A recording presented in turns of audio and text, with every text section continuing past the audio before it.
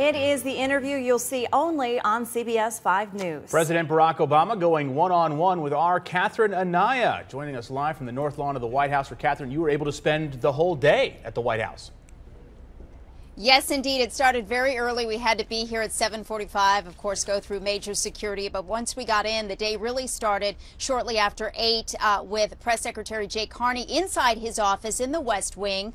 It was very informal and off the record, so we were not allowed to tweet any of our conversation. But he talked basically about how he gets his day started, all of the information that he needs to be aware of in case he's asked from reporters or correspondents about certain things in the daily press briefings. But one of the things that I found most interesting is that the reporters and correspondents, unless it's breaking news, they provide the questions to him in advance. And so he is already preparing for the answer, and in some cases, I should say, he actually prepares that answer for them so that they can have that to work on their reports later on. We were able to sit into today's daily briefing. That was quite interesting, too, because it's a lot smaller than it looks on TV, and everybody is packed in there like sardines. But the whole process was just fascinating, and I found that all of the staff here, the key members of the Obama administration, were tremendously gracious to us in hosting us and making sure that we were getting everything that we needed to get our jobs done today. But as I also mentioned,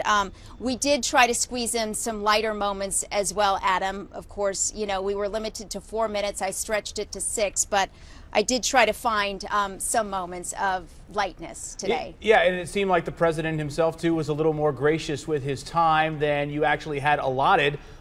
Just to your point, you were just talking about a number of serious topics that you raised with the president, but you tried to get the lighter moments in there, too. So some basketball conversation came up. Well, yes, because he was already into his final question when time was up. So I thought, you know, I have nothing to lose if I try to end this on a light note, which is what I wanted to do.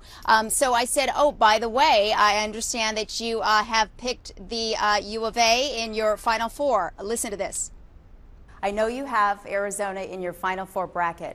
Why not all the way? Well, you know, Arizona looks tough. I got to say that, you know, they lost a key starter, which was tough for them. And if it hadn't been for that, I probably would have picked them going all the way. But, you know, injuries are just a tough part of any sport. But they've had a terrific season. They should be congratulated. And I'm sure they're intent on surprising me. He was pretty knowledgeable, right? Pretty impressive. Of course, we all know that he loves basketball, so I wasn't surprised.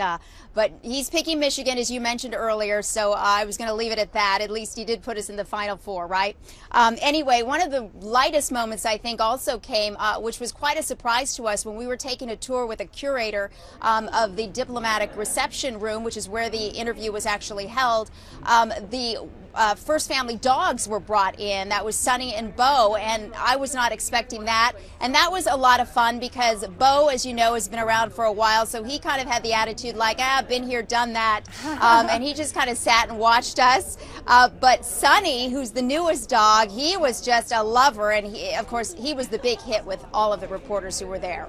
And Catherine, we've been following you on Facebook and Twitter, and our crew, Z and Edward, out there with you. We've been loving all of the pictures, you and the dogs, very sweet. But you mentioned time was tight, so what else were you able to cover with the president? I'm guessing you were able to get immigration somewhere in there on the table.